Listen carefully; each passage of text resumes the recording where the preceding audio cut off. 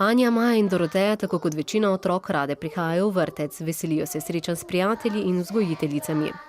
Lišem se, stavljam se, igram, pa z Lego kockami se igram. Pesmica poje, to tudi mi pojemo potem. Vam dovolita jesti bombone? Ja. Ne.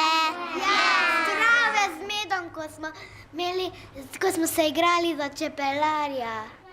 Vrtec Jožice Flander v Mariboru trenutno obiskuje 436 otrok. Njihovo število se je povečalo zlasti potem, ko je bil sprejet odlok, da za drugega otroka staršem ni treba plačevati oskrbe v vrtcu. So starši bili veseli odločitve in tudi to je pogojevalo, da je v vrtec vključenih več otrok, kot bi jih bilo sicer. Predlagani ukrep o ukinitvi olajšave za drugega otroka tako skrbi mnoge. Tudi ko se ni plačevalo, se to ni dolgo trajalo.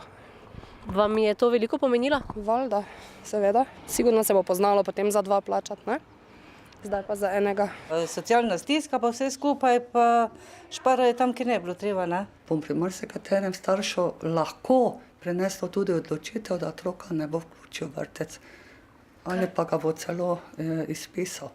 Plačilo vrtca čedalje več staršev komaj da zmore.